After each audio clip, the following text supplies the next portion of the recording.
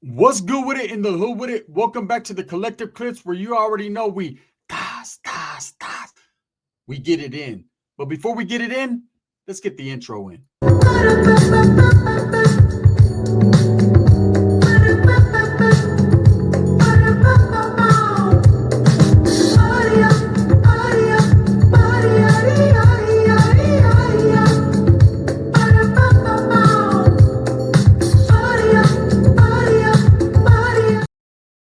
Welcome back to the channel. And if you haven't already hit that like and subscribe button, make sure you go ahead and do that. Put your notification bell on all, ding, so that way you're directing the direction of the dope content that the gun stays kicking.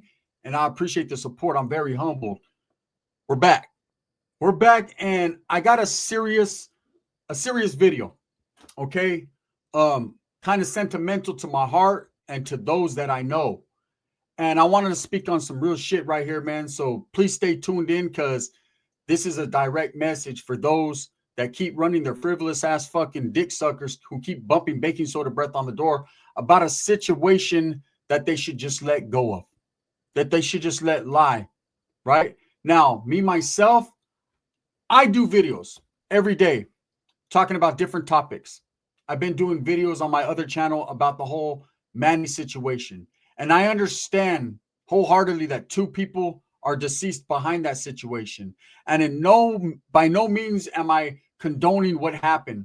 When a person is murdered, unalived, whatever fucking twist you want to put on it, wording you want to give it, it's upsetting. And it's more than upsetting to the family members, the surviving family members, the people that have to deal with the funeral costs, the people that have to deal with them not being there for holidays, just every day in and out, day-to-day life, not having those individuals around them anymore. It sucks when you lose a family member or a friend.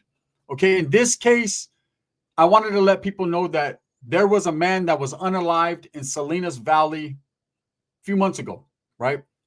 And it was one of the most vicious, violent removals, murders I've ever witnessed in my life. Now, I've seen a lot of things in prison, in and out of prison, more so in prison than outside of it. I've been involved in the death of another person, right? And unfortunately, man, that will forever be tainted and stuck in my mind. I don't boast, I don't brag, I don't clout chase for it. It just is what it is. And I'm a despicable human being forever having to be a part of that. But I will meet my maker and I will deal with the judgment when it comes. I'm not getting biblical, but I'm getting real, right? There's not a day that passes in my life that I don't regret having done anything that I've done, okay, when it involves hurting others, whether it's assaults or anything like that, right?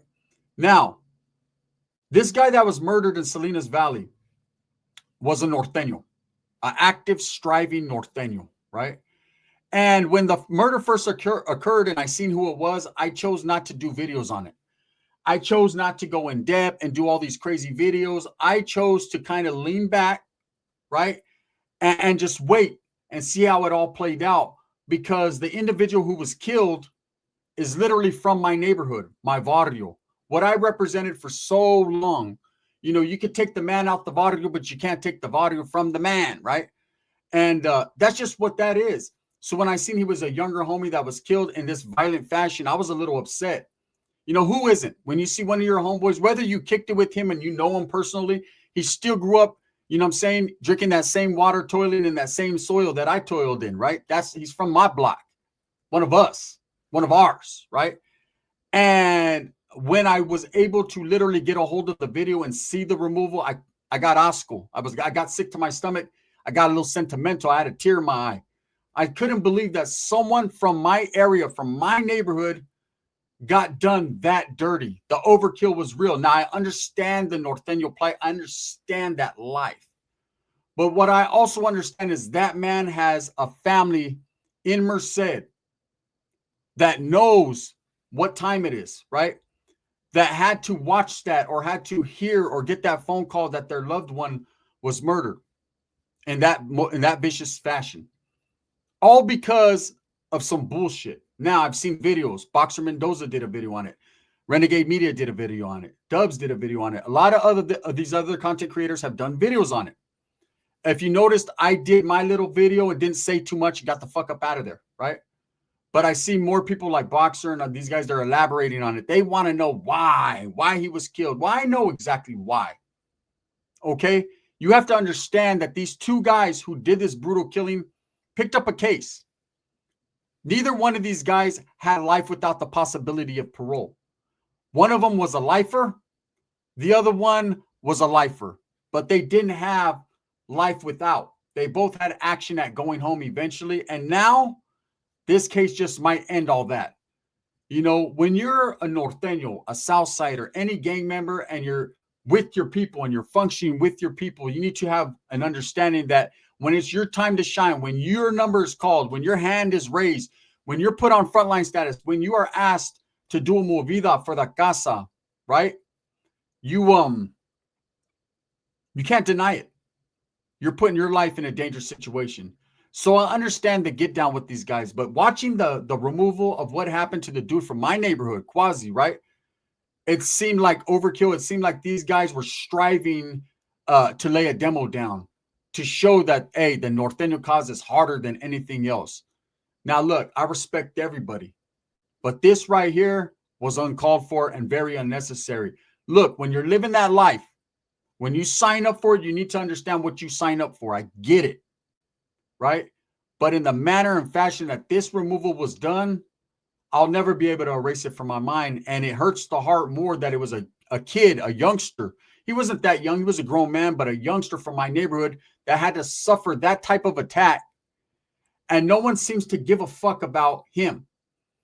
All they care about is why he got whacked and he knows what he signed up for and he should have not did this and he should have not did that. The fact of the matter is, right, these guys are in a dangerous place, a dangerous environment. High desert, Salinas Valley, these prisons are very dangerous. And people do removals all the time. Every faction, north, south, black, white, others, paisas. You got to take care of your own people.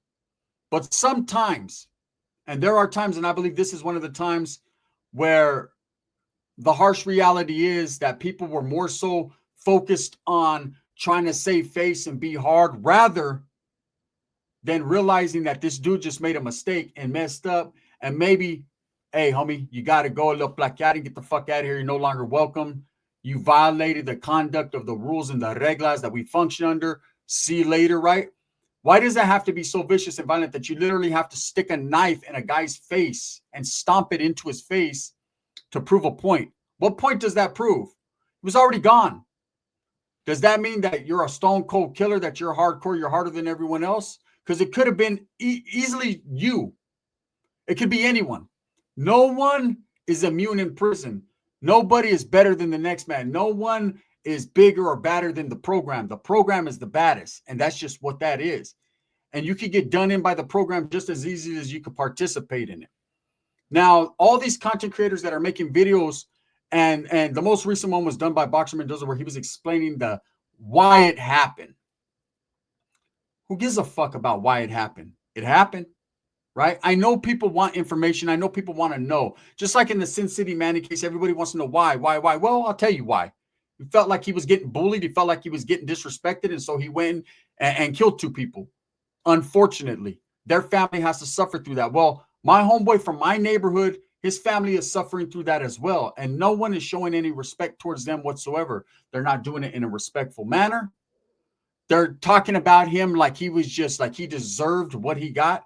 No man on earth, no person deserves that. And I'm not just saying because he was from my neighborhood and it's all good if it's someone else. But it hits home, it hits close when it is someone that you fucking know who their family is, or you know them, or you've heard of them, or they're from the same block as you, right? One thing about my neighborhood, I'll say this. Dead end has always been respected in and out of prison. My neighborhood is not the biggest neighborhood. I'm no longer functioning within that neighborhood, nor welcome to go and kick it with the homies. I understand that, but that doesn't mean I won't always have love for the barrio that I grew up in, and no one could take that from me. Never. Okay. I've kicked up more dust and put in more work for the establishment of that neighborhood than a lot of the dudes that are sitting there getting it tattooed all over their fucking face. That's a fact. No one could deny it, right? Doesn't mean I'm better than anyone or I'm trying to fucking say I'm harder. I'm saying that's facts. That's real, right? when you see a little homie get massacred the way you do, it makes you feel like, damn, are we the cause of that? Because this guy is the generation after me. That means it was up to me and the homies that I rolled with, that I functioned with, to establish some type of education and instill some type of understanding. If you're going to be involved at this level, involved in gangs and going to prison, then you need to understand it's very serious. Now, I'm going to tell you guys, there's a lot of rumors going around. And one of the rumors going around is that the homie from Merced that got murdered worked in the visiting room. Okay. And, in prison, you get a lot of different jobs. You can work the control office. You can work the kitchen. You can work in the building as a tier tender or a porter, whatever you want to call it. Someone who cleans the toilets, the bathrooms, whatever. You can get a job if they have yard crew. You can work on the yard crew. Everybody is given an opportunity at a job. If you want your A1A status, which is to receive, full draw and canteen, and it facilitates all these other essential things that you want in prison, then you have to maintain a job. It's just what happens. If not, you get A2B status, you ain't got nothing coming. Okay, you get less yard, you get less everything, less draw and canteen, and it's just nobody wants that. So everyone would take a job. Nobody really wants to work because you're not making a lot of money unless you're working a PIA job, which you can make, I think, is up to like $180 a month if you're got a good job in the PIA, which is the prison industrial, the industries, right? Making fucking clothing, making the old license plate shit, all that, right? Whatever they make nowadays. The little homie had a job in the visiting hall, and they have guys that clean up the visiting room. They take pictures, photographers for the people that take pictures, all those prison pictures you see. So he had a job. And for whatever reason, the rumor going around is that he was being utilized at some point by another group, or he did a deal with another group to bring in contraband, to facilitate contraband. Now, there's a lot of different groups in Salinas Valley. Okay, one of the groups there are the Bulldogs.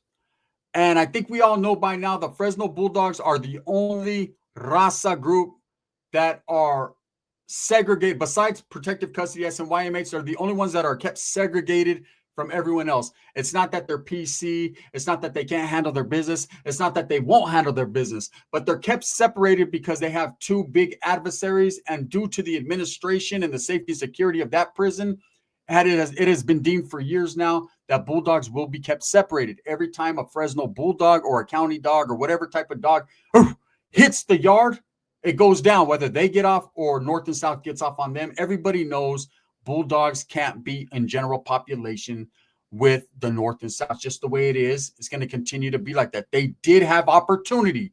There was errant opportunity for the Bulldogs to function amongst everyone and be included and part of the end of hostilities. They were given the action at being a part of that. There was willas that were sent to them. They could have signed in with everyone else. They decided not to be renegade, to go do their own thing, to be bolo. They did that, and now it just is what it is. Anyways, in Salinas Valley, there are Bulldogs. They're in their own yard. Now, visiting in prison has always been, when I was in prison, it's a little bit different now, but it was always a neutral ground. You got people's families there, their old ladies, their kids, their mothers, their whatever, grandmothers. And so even though you see an enemy that you might want to get off on, unless this motherfucker told on the whole yard and it's just on site and no matter where or why, you leave them alone. You let them get their visitas, you get your visita, and if visiting clears out and you get action at getting them, then it is what it is. But usually the officers are up on it and they separate people. So you don't really hear too many things about it going down in the visiting room. Lately, I've been hearing about things going down, but that's not my business to speak on the rhyme or reason, the reasoning why. A lot of people have put videos out about it. None of my business. I'll say this. The homie working in the visiting hall, there were Bulldogs there. And it's being alleged from a bunch of these conspiracy theorists-ass content creators that he was bringing in dope for the Bulldogs or that he brought something in for the Bulldogs. I don't know if that's the truth or not. One thing I know for sure is that was what it was being said, alleged that he did. Now, people are trying to tie that in with this murder investigation. People are basically doing the cop's job for them and saying, hey, this is why they hit him. I don't know why they hit him, nor do I care why they hit him. The fact is, he was hit pretty aggressively. So for whatever he did, he made a mistake, and they chose not to overlook that mistake. Now, I don't know if he had a history of this. Look, I've been around a lot of dudes. I've seen a lot of things in prison, man, within the Norteño movement. I can't speak on the Southsiders, their rules and regulations, and how they get down and how they deem someone no good. That's their thing. But when it comes to the Norteños, you have to have a flawless victory, meaning you can't fuck up at all. There's no tolerance for any type of going against the grain, whether it be red on red, whether it be getting at the opposition or having some type of inappropriate, conversation with an officer. You can get whacked for just about anything if you're a Norteño. I seen a dude get whacked in Tracy for not going to shower. Okay, there's a lot of things, and that's why you see ex-Norteños, a lot of them saying, "Man, it's hard." Right? I understand in the Southern movement, it's hard. There's a lot of internal conflict, a lot of hatred, a lot of disloyalty, a lot of backbiting, a lot of, individualism over there. Within the Norteño movement, they're supposed to be moving as one unit, one máquina, one machine, and you're only as strong as your weakest link. We all know that old school saying. For whatever the case may be, they decided that my younger homeboy from my neighborhood was the weakest link. He fucked up somewhere along the way. But what he did and what they did, was that necessary? This overkill? So say it's true that he did facilitate some type of contraband in for the Bulldogs. I'm not saying it is. I don't know that to be truth. I'm just speaking on what people are saying, right? I understand the get down. I understand both sides of the story, right? I understand how that would upset, like you're dealing with the opposition, the enemigo. The fuck are you doing business with them for, homie? If the casa didn't approve of that, if you weren't told to do that, if you just went out on your own on some renegade shit and decided that you were just going to try to make some money on your own or whatever, you got to go, right? I understand that, the reasoning behind that. But I also think that this murder was beyond that.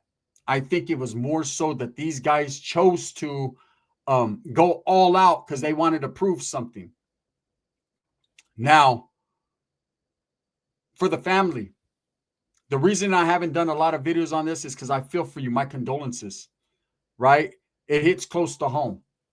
I seen the mother put out little clips of her and her son on Instagram, TikTok, and I feel her grief. I feel her anger. Imagine being a mother or a father of your child that chooses to be a gang member. It's hard. That reality is hard. Now, if you've lived in that life, if you know what time it is, then you especially know how hard it is. And with nowadays, the way life is so inconsequential, life is just it's worthless. People don't care anymore about life. They'll take a life easier than they would back in the days. Now, there was a lot of lives being taken, but nowadays life is like worthless to people. They don't care. Taking a life is like clout and views and all that, right? Imagine seeing your child, that happening to him behind a gang that he was loyal to for so long. And all because he might have made a simple mistake. They did him like that. Look, I've been around a lot of real heavy hitters, real Norteños. I was one at some point in time. And there was times when it had to get grimy. It just is what it is, right? But as I'm getting older and I'm looking at these type of removals and I'm realizing I don't even want to be associated or affiliated with that right there. I don't even want to talk about my history of that. That right there was too much. That was barbaric. That was animalistic. That was brutality, and I'm not just making this video again, like I said, because he was the homie from the hood. I'm making this video because all these people that keep speaking on it and blaming him for it and saying, well, that's it, homie. He got what he got. Imagine if it was your child. Imagine if it was you. Imagine, let your imagination run wild a little bit. For those of you that never got to see the actual video of it happening, thank God that you didn't, because it's nothing you ever want to see in your life. Like I said, I've seen removals from every side in prison, and there's nothing like this. period, that I've ever seen, right? Anyways, my condolences to the family. I'm so sorry that people continue to drag the city of Merced, the barrio of Dead End, and this guy through the mud, man. One guy was trying to judge the neighborhood based off of this guy. Oh, man, you guys you're not laced up right. You know what? Hey, it's not that people ain't laced up right, but you got to understand my people, the people that I was part of, we weren't out there lacing homeboys up right. Nah, we were too busy putting in work and doing our thing. We thought we were doing for the cause what we needed to do. Maybe we needed to do a little bit more. You know, this guy signed up for this. He got involved in this, and unfortunately, he made a mistake. And these were the repercussions for that. And I'm not speaking bad about the Norteño movement and saying that, but I'm saying that these two individuals who did this, they did way too much. And what are they going to get now? Life without, and to keep on. You're going to be on the next removal, homie. You'll be the next one and the next one and the next one. They're striving to be locked up for the rest of their lives around some homeboys that ain't even tripping. It is what it is. The worst part of the video was the dude in the background saying, kill him, get him, get him. Come on, bro. Step outside your cell and handle your own business. It's real talk. Thumbs up or thumbs down. Heavy's going to be the head that wears the crown. I'm going to continue to strive, struggle, and strive for what I truly believe in, and that's the betterment of all people. For the people that are talking shit about the homie, come on, man. Keep his name out your mouth, bro. You don't know him, his family, and so what? Yeah, he made a mistake, whatever. You know, it's crazy. It's always boggled my mind that motherfuckers will be your homeboy, all busting spreads, it's cool, sell up, all that, tattoos. Everything's all good. You make one little mistake that doesn't even really affect or impact their lives, and all of a sudden you're a piece of shit. I don't like you. I can't stand you. You know what I mean? Most of the dudes that are bumping the baking soda breath ain't the ones doing it. You got two wild-ass little youngster heavy hitters that go in there and do it for them. Nuts. The gun. Bang, bang.